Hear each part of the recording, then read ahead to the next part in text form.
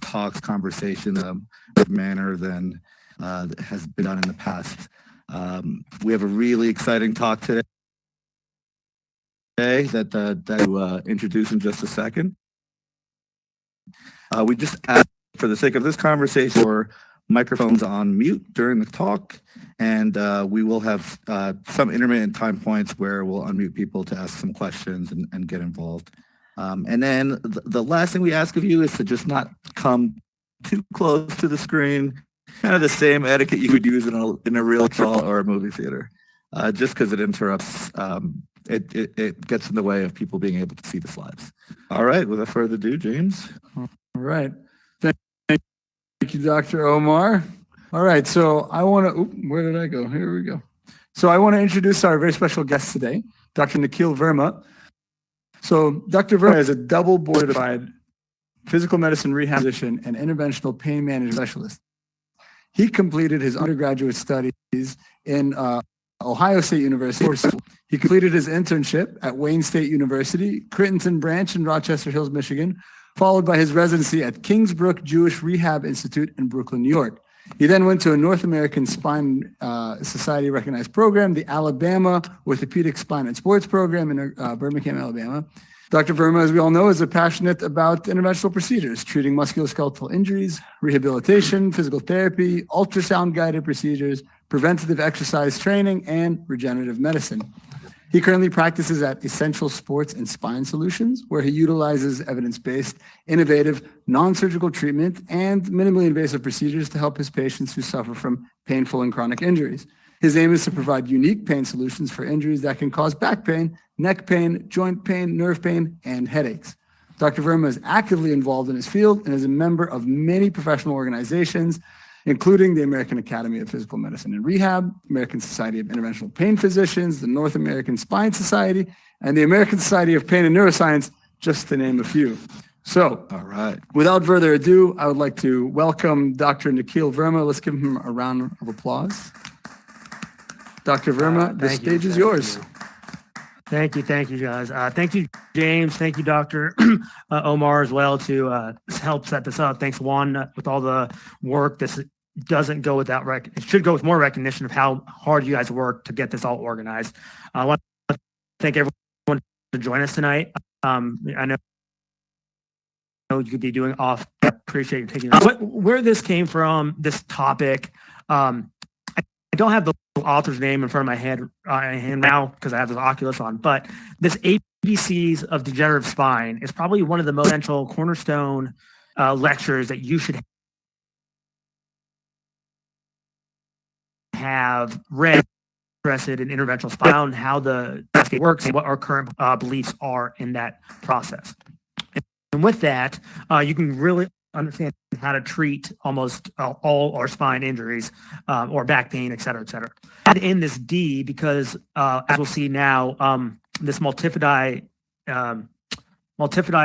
atrophy might be another aspect that we're kind of underplaying. So I'll get to that when we get there. So I'm not going to read these slides slide by slide, but I'm going to kind of put as an overview to explain what happens in our natural degenerative cascade.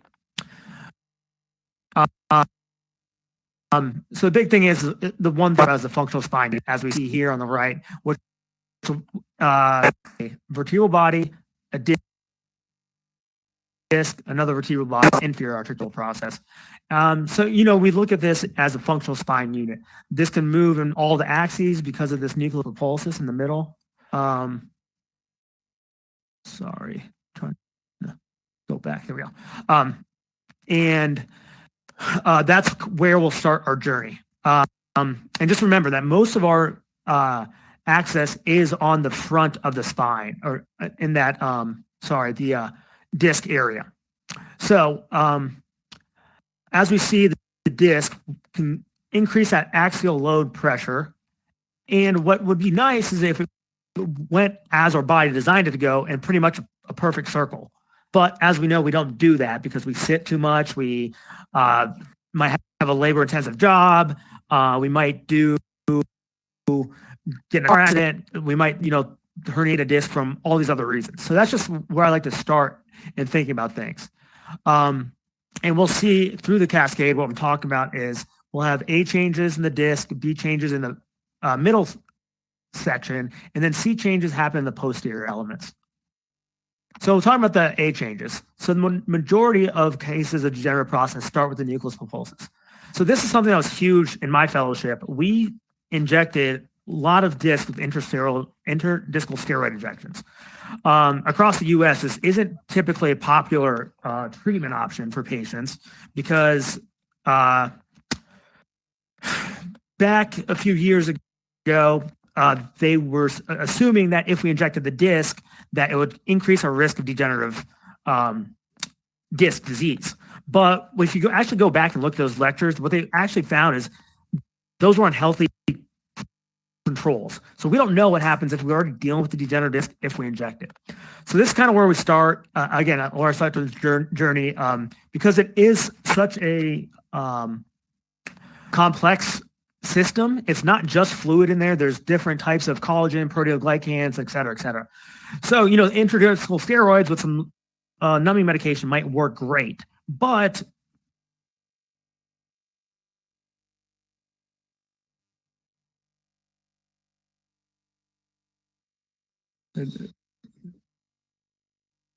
Dr. Verma, I believe you may have muted.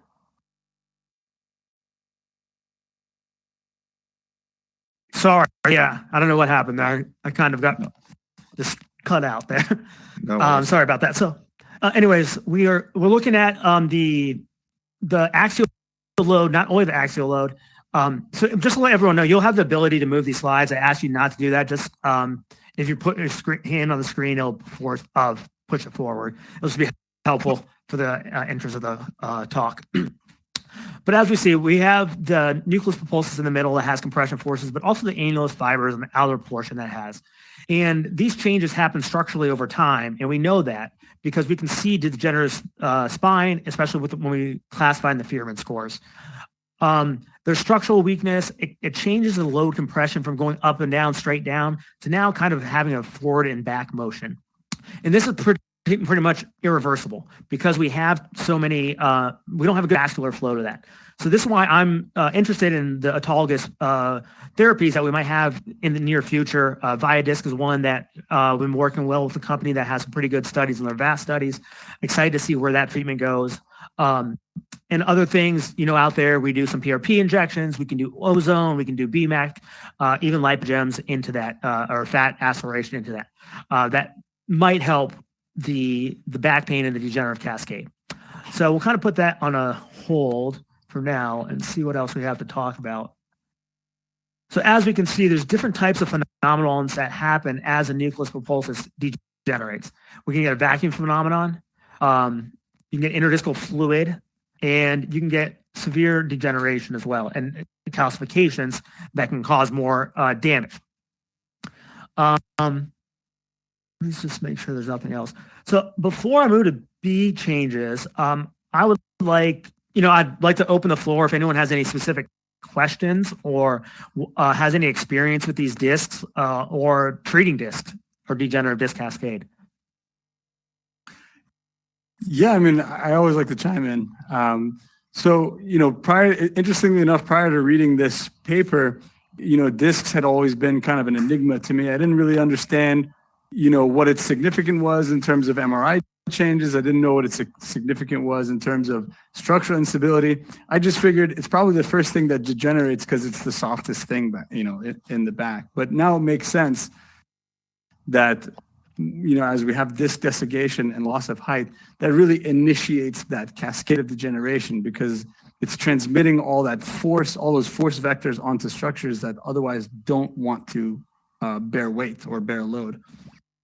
Yeah, exactly right.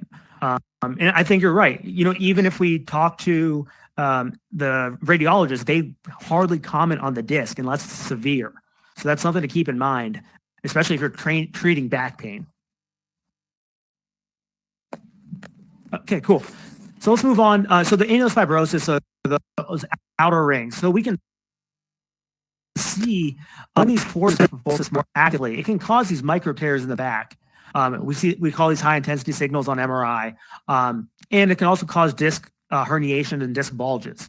I'm not going to get too much into the details about those specifically here, but just to keep that for these terms, but how this is usually the next step.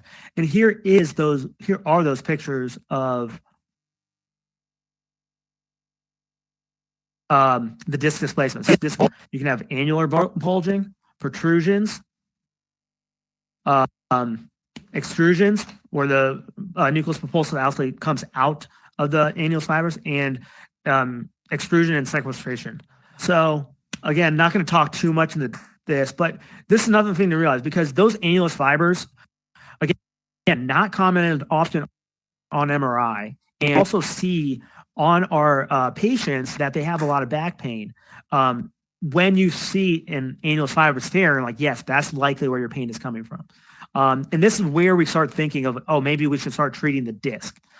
So these type of patients typically are younger. They have axial low back pain, non-radiating, if it's annulus fibers related. If it has herniation, then it can definitely cause radiculopathy, obviously, if it's pushing on the nerves, especially exiting out of foramen. So again, just some more examples. As you can see in the axial plane, how it looks in different areas. I do want to put on the third image on the axial cuts, you want to see this foraminal or extraforaminal. So you can see where this disc herniation is. And I don't know if I can really show this, but maybe on this model, I don't know where the DRG lands. I don't know, James, maybe you could help show them on this other model. I got you. And try to get it to link up with that. Because that DRG can be super painful. I actually had a patient this week. They came in with just excruciating back pain and leg pain. And she said, described it as her leg was feeling like it was being gnawed off. And the neurosurgeon at the hospital said, this isn't anything they need to deal with. So she comes to my office with the MRI, and I see this, and I see the far lateral herniation sitting right on her DRG. We know that dorsal root ganglion is a cluster of cells that relay all our information, not just pain signals, but all of our signals up and down to the relay centers in the brain. So and it made sense because of that. She was also distraught, and it was also leading to anxiety, etc. I did epidural. It worked well, but I still think she needs surgery, so I sent her to another neurosurgeon for a second opinion. So that's why it's important to kind of learn to read your own MRIs, and that's why this particular paper is so good. So extrusion versus excavation, again, extrusion can leak out, excavation will actually come out and surround the spine. A lot of problems. That's why it's important to start learning how to read your own MRIs. Just another example of that, really just talking about the disc overall. So you can see, again, the DRG can get pressed on pretty easily if you see how close that is. And that is the foramen. So when we look at a transforaminal, we're coming, where'd that needle go? Oops. Yeah. Perfect. If I can grab it. You just got to walk a little bit closer to it. There you go. I got it, yeah. So yeah, we're doing our transforaminals right here. Yeah, if you can help me put it where I need to put it. So, we're coming here or underneath. It depends on which angle you're coming in at. And you can see from that last image of how close those disc herniations can be to that foramen, because this is the foramen right where that arrow is pointing down. So just keep that in mind as well. All right. So next thing we talk about is the end plate changes.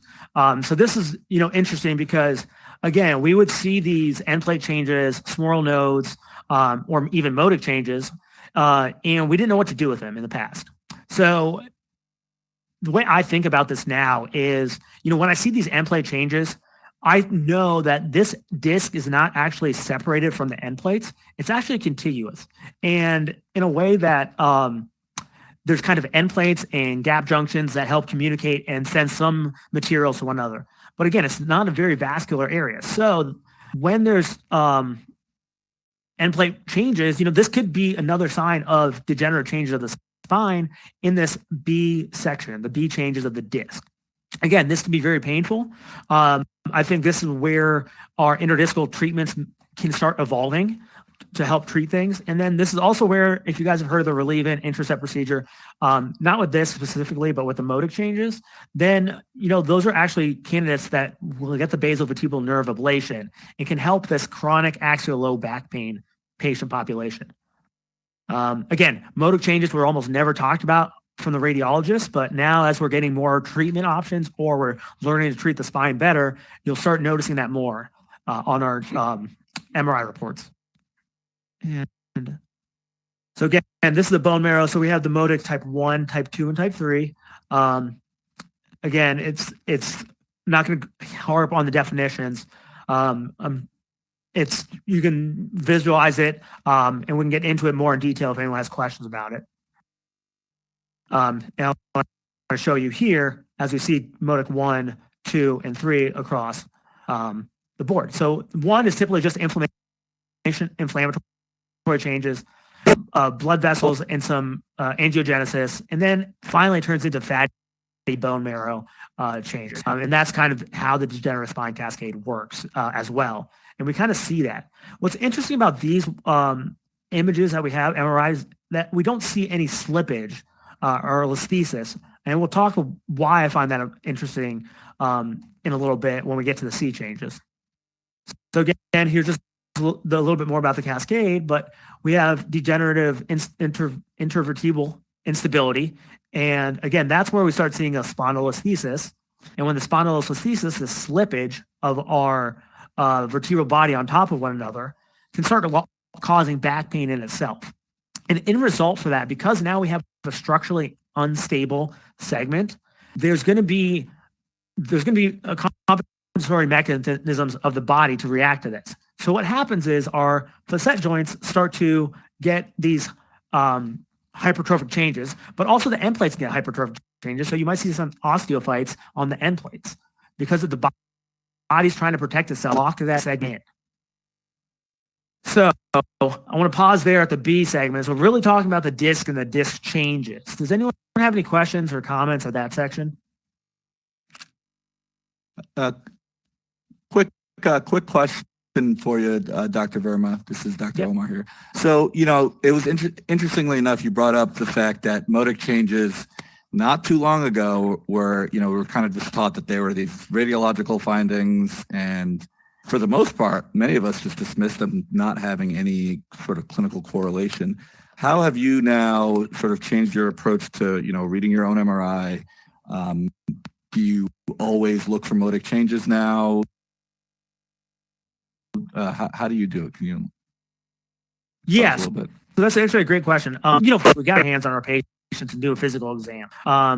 If they have a radicular symptom, I'm probably going to treat the radiculopathy first. I'm going to look at the other changes of the spine. But yeah, to your point is when I see that MRI, if I see motor changes and they say it's axial low back pain, 20%, if not up to 70% of their pain is coming from the vertebrogenic or discogenic. A lot of people say they can tell you the difference. I can't. The only way I know to tell the difference is if I try a procedure and it works. That's the only way I could tell the difference between the two. Right. People will say the sustained hip flexion test exam is good for discogenic pain, where you'll have the patient lay on their back, raise their legs to 30 degrees, 40 degrees, and then have them apply a slight downward pressure on your supported arms. And if that exacerbates their pain, it's more likely discogenic. But again, I don't know what I'm treating. So in the interest of how long the basal vertebral nerve ablation lasts, or not lasts, how long it takes to do the procedure versus an intradiscal procedure, right, I'd much likely go towards an intradiscal treatment just because it's quicker.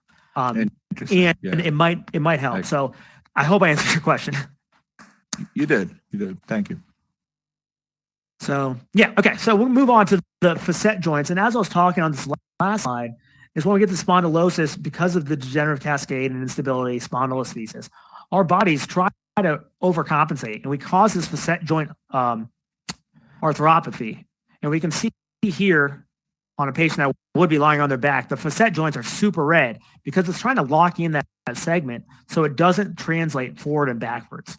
So keep that in mind. We'll talk a little bit more about that, but we can see different examples of facet joint degeneration. We have here a little bit more severe, almost completely spondylitic. And here we actually see severe narrowing of the foramen and potentially the inner canal space too, because of how much degradation happens.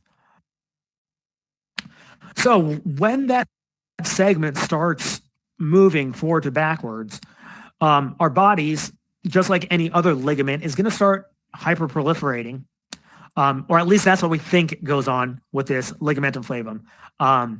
I've also heard it described as the ligament actually buckling, meaning it's being redundant and overturning itself. So let's get this one to do an axial too. So that the ligament would be that white structure on top up there. And you can see if that's going to get thickened, it's going to cause a compression, a little bit of a pinching. So we have some other great products, these sort of inner-spinous spacer devices that are coming more and more popular. Vertiflex is great. Minuteman is another one. We have iSpine. There's a handful, Aurora Zip. There's a handful of them out there. And I think the data is too early on a lot of them to tell what we're going to do. But for the right patient, for the right treatment, it might be the best thing. Let's see.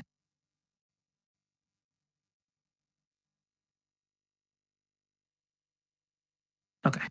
So I'm lagging, sorry. Get back to it.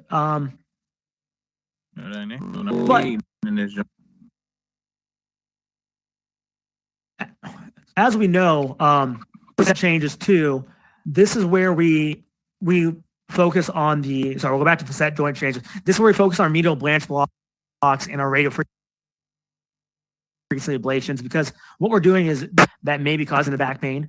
But if you just think about that, is if we're just treating the posterior elements and we're not treating the anterior elements, are we actually taking care of all the pain? So that's another thing, way I think about things overall. Just because insurance says we can only treat one thing at a time, but we may not be healing or helping our patient 100%. The destruction of the facet joints, that's why sometimes I feel like the radiofrequency ablation may be more destructive, because, hold that thought, I'll talk to you about it when we get to point D. D changes. We talked about the ligamentum flavum. Also, we have the mild procedure, which is coming a more popular procedure, where we'll go in and debunk the ligamentum flavum and help give some space in that area.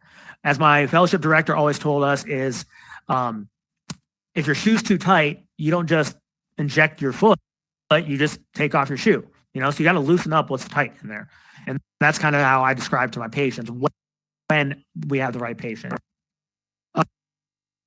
Here's some examples of the cervical spine. Cervical spine can be a little bit more tricky because the motion in the cervical spine are differ from the lumbar spine.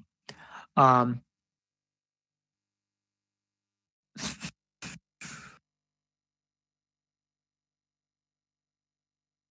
you just want to keep in mind, similar things can happen, joint arthropathies and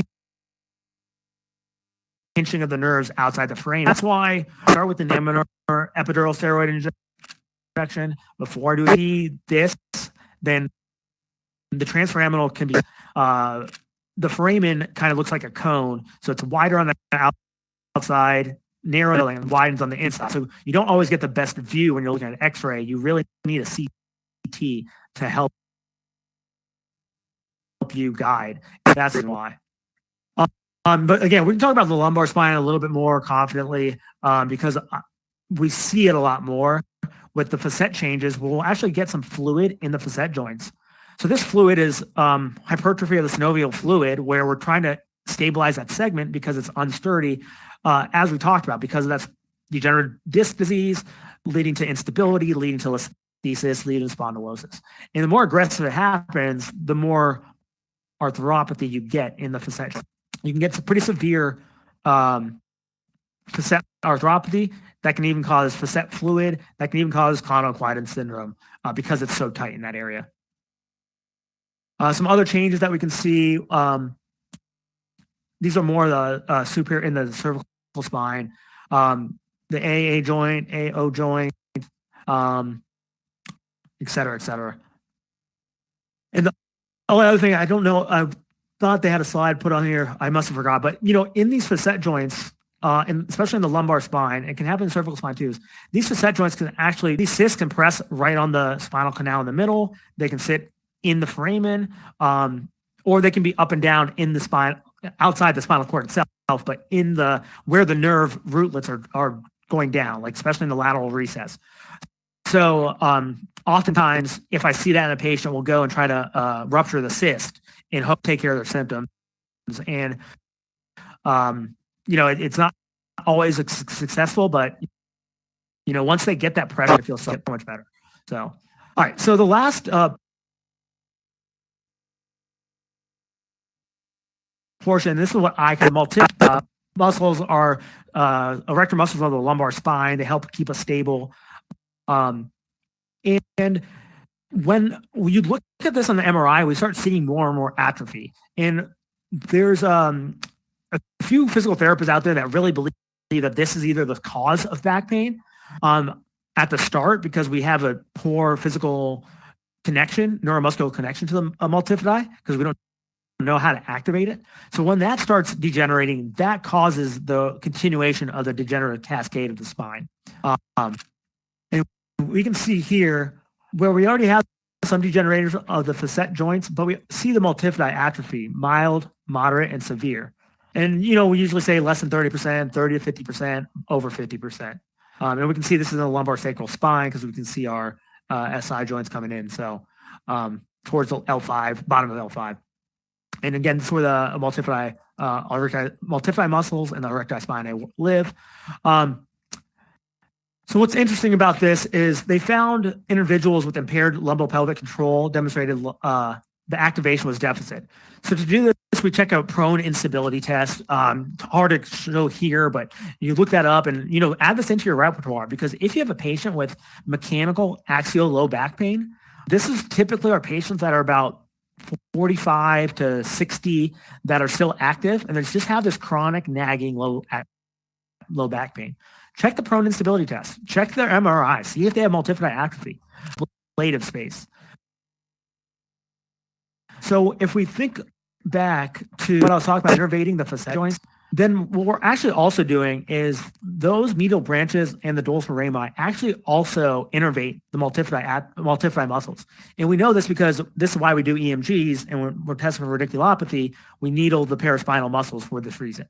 So if we're actually destroying this in these radiofrequency ablations, are we causing more damage?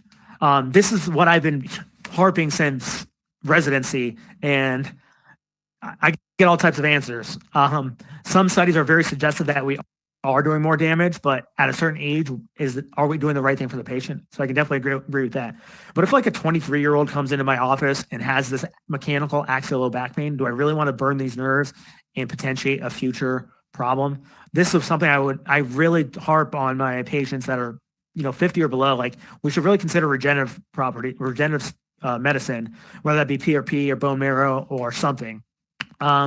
Or alternatively, some of the authors of these studies have been working with Reactivate, Mainstay Medical, who has a Reactivate therapy where you put some motor stimulation on the L3 medial branches, and you actually stimulate that for 20 minutes a day, pretty much lifelong. And that actually is shown to help decrease axial low back pain. So that's why I'm pretty excited about this therapy. I think we're still in the very beginning stages of it, but I'm excited to see where it goes. So that's about all I have to talk about. Like to open up the floor to discussion, questions, and et cetera, et cetera. Awesome. Thank you so much, Dr. Verma. That was an outstanding conversation. I'm just going to start unmuting some people here. If you have a question, why don't you maybe raise your hand? Kind of just start getting some in there. I can get us started. So, Yeah.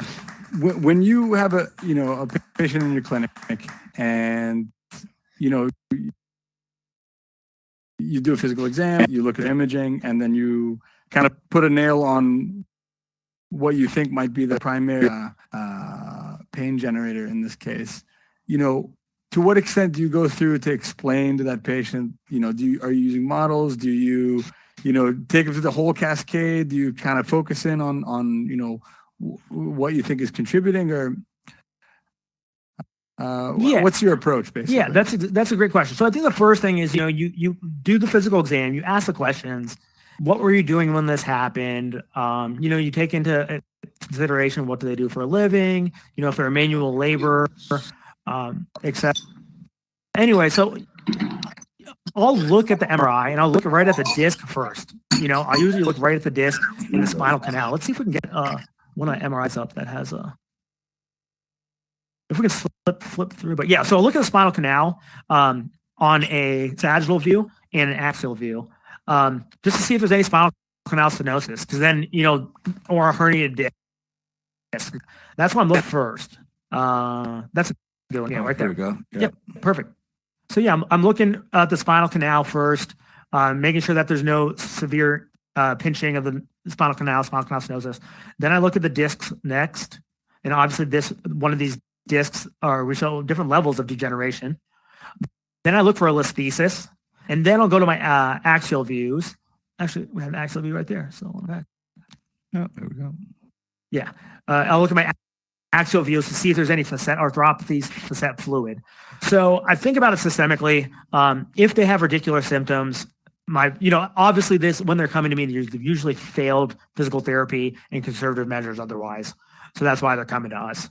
So then I'm usually more likely to do an epidural steroid injection. So the epidural that I usually like to do depends. If they have more back pain, then I'm going to do a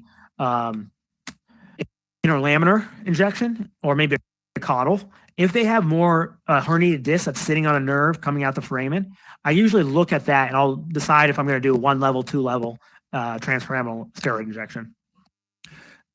Dr. Verma, would you, for those of us in the audience who might not be too familiar with the terminology behind some of the technical aspects, would you be able to kind of demonstrate on one of these models here, the difference between an interlaminar versus a transforaminal versus intradiscal injection? Yeah, just give me 1 second. Actually, the low battery came up. Okay. The low battery came up on my headset, so. Oh yeah, That's okay. You should probably have a couple more. sometimes my low battery sign comes on in real life. Yeah. I have Yeah. to So. go find a coffee or a Celsius Energy or something. All right, so let's see. All right, let me get this together. Here you go. So, get this. Overshot it. So, if I can grab. So the interlaminar space here wants to grab. There we go. Yeah, if you reach out to it and grasp it with all 3 fingers, you'll be able to manipulate it on multiple axes. Oh, I think you muted again. Dr. Verma, you there? His headset might have died. Okay. Oh, he's back. All right. I'm back. So hopefully you guys started some of that demonstration, but Here, I'll bring the can needle find back here if you want to show. Here we perfect. go. Yeah. So I'm gonna hand this over to you. Okay. Here we Okay. go. You want to walk towards me and take that? There you go. All right. Yeah, Mo, can you turn it just slightly towards me, the spine Yeah, model? sure. And I can just kind of. So yeah, so our interlaminar space is going to come right through here, the posterior aspect, usually at a down to up angle, just like so. Hopefully you guys can see that okay. Let's see if we can move this on this side. So that's, one approach. The next approach will be more of a transforaminal, and for the transforaminal will come, again, we can come different ways with this, and there's different approaches. Sometimes we'll come retrodiscal, meaning right behind the disc. Pull this closer. We can do it supraneural, right below the pedicle here, which is usually my preferred approach. And sometimes we can come infraneural. And this really depends on where your herniation is or what is causing the problems. If the herniation is far lateral and press is in this foramen, coming to the inferior portion might not help you out. Actually, what happened today, I had a patient and I did a transforaminal and none of the transforaminal or contrast spread through that foramen. It actually went the foramen below and came through, which I found fascinating because that patient had such severe stenosis in this foraminal space. So I found it interesting, but the contrast spread beautifully, so I said it was good enough and I took it. So then the intradiscal approach, a similar setup to the transforaminal, but we're coming below this nerve and into the intradiscal space. And usually what we're doing, we're coming about posterior to anterior, lateral to medial, and then we check both an anterior, an AP and a lateral image to make sure that we're in the middle of the disc space. And then finally, the facet joints and the medial branch blocks. So, in the past, we did a lot of facet injections, but the insurance companies decided that they wanted to use different criteria for medial branch blocks. So when we burn the medial branches, they actually live, and this is going to be the toughest one to show because actually, let's do this. Yeah, if you grab the model with one hand, Yeah. you can manipulate it on all three axes however you like. Yeah. I think it's fine though, because what I can do is just show. Yeah. It lives, there we go, on this upper aspect of the facet joint here. And the more that we can get longer on the nerve, especially with our radio frequency burns, the better our outcomes are, or at least that's what my experience has been. I don't know if James and Mo, if you guys have the same experience or everyone out there. I try to hug as much of that little sulcus in that interforaminal or inner transverse space as I can. I found it challenging at first. Because one of the first ways I was trained on this was doing just a direct AP approach. And that was definitely challenging until I rotated with, another one of our mentors. And he showed me that kind of that oblique approach where you get the Scotty dog and you aim right towards that pedicle. And then at the very last second, once you touch os, you kind of curve the bend of the needle down to hug that McBurton's point. And I started getting amazing results after that. Yeah, it's great. And it's just, again, I don't want to, it is a great therapy for the right patient. I think too many pain doctors overdo it. And I think that's a big problem because the reimbursement was so good. And it is still good, but I don't feel like we should just do things for reimbursement. We should do it to help the patients. Agreed. I totally agree. This is hence why I went into private practice, everyone. If you want to hear more of my thoughts about that, we can discuss later. Can you go over some of the, regenerative or destructive or ablative procedures that you do? I mean, I know that obviously ablations, we're destroying these nerves with whichever theorized, degeneration patterns we inherit afterwards. But also even corticosteroids, which is like the mainstay of pain management, even that, we don't really think about how that advances degeneration. So what other options do you use in your practice? Yeah, I always tell my patients that, these steroids are just a Band-Aid. They could potentially make things worse. The more often you get them, the worse for you, which is the truth. But it helps for acute pain. So that's why I use it for acute pain. I don't like to do it for chronic pain, but, that's unfortunately some of the patient population. So and it's great that we have these spinal units here because I treat the whole spinal unit. What we would do is, I follow the Interventional Orthobiologics Foundation's criteria of how they treat it. I went to their courses and got trained in BMAC and PRP for interventional spine procedures. So what I would do is I would treat the whole spinal unit, meaning I would treat the facet joint with PRP. I would treat the nerves with plasma lysate. Yep, and maybe a little bit of dextrose because that helps decrease nerve irritation. I would treat the disc with PRP, or if the patient wants bone marrow, then I would do bone marrow. Bone marrow tends to have better outcomes, but it's just more cost, more invasive. And then I would also treat the ligaments, especially if there's a spondylolisthesis. We'll do some prolotherapy in the intertransverse ligaments or in the sacroiliac ligaments, because those can also help stabilize those ligaments that become lax over time. Similarly, if there's a pars fracture, I would treat that with bone marrow or PRP. Amazing. Now, are you identifying these structures, these soft tissue structures, are you using ultrasound or fluoro or a combination of both? I'm just so much more comfortable with fluoroscopy for the spine that I tend to lean on that heavily. If you wanted to, and you weren't going to mess with the disc or the inner epidural space, and you want to treat the multifidi, you could treat the multifidi with some PPP, platelet poor plasma, just straight up inject those, and that might help a little bit there. And you can also inject with plasma lysate, so that might help with some of the atrophy there. So under ultrasound, you can identify all these things. You can identify the multifidi, you can identify the facet joints pretty easily, you can identify the interspinous ligament pretty easily. So I would just kind of treat all those segments.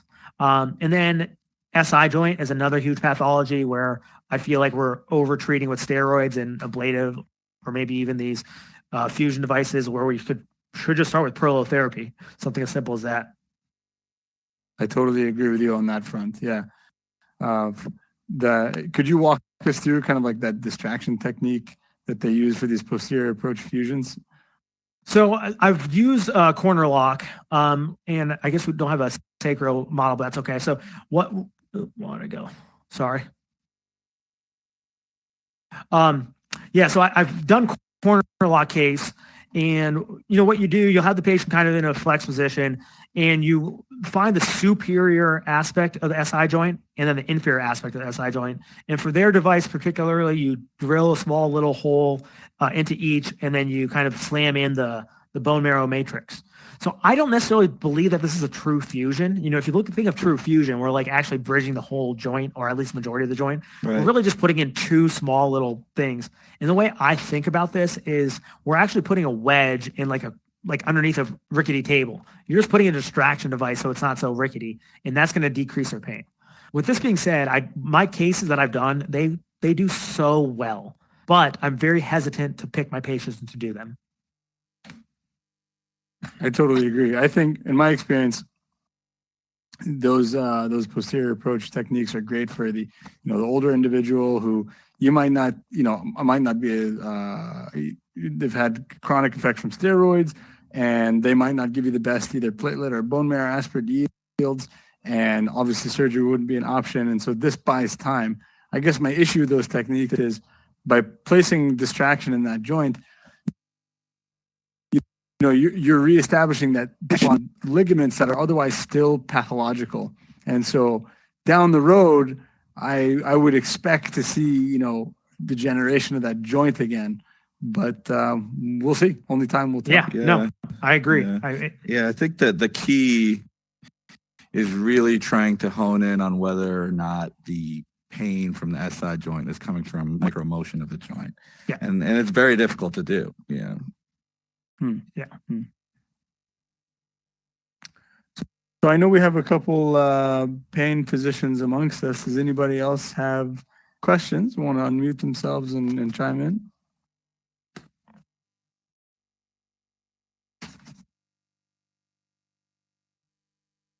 In the meantime, I'm going to place this needle in the disc, like so.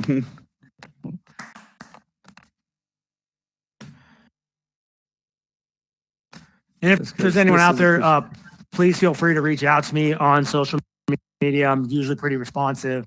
I talk a lot about a YouTube channel. Yeah, this is all about that. I have a YouTube channel, things I didn't learn in med school, where I pretty much I walk through what my experience has been of open private practice and some of the pitfalls and some other things that I didn't realize in med school or residency, or I just chose to actively ignore because I was too busy studying anatomy. It's been a pretty fun project and it's growing. I have some obviously videos that are more pertinent than others, but hopefully if you guys enjoy that kind of stuff, it's up on YouTube and get it to a podcast format sometime soon. Awesome. Well, thanks so much, Dr. Verma. I mean, honestly, this was a fantastic talk. We learned a ton. Well, I appreciate you guys setting this up, and it was a lot of fun, and hopefully we'll do something else in the Oh, next year. absolutely. We'd love to have you back, and I'm sure everyone in the audience agrees. Guys, we're gonna leave some of these models on stage for people to be able to on with, use, kind of go over kind of some of the things that Dr. Verma talked about up close and personal. I'll even duplicate a few of them. But before we go, we got to take a use. selfie. That's right. We got to do our selfie. Everyone get up on the stage. All right.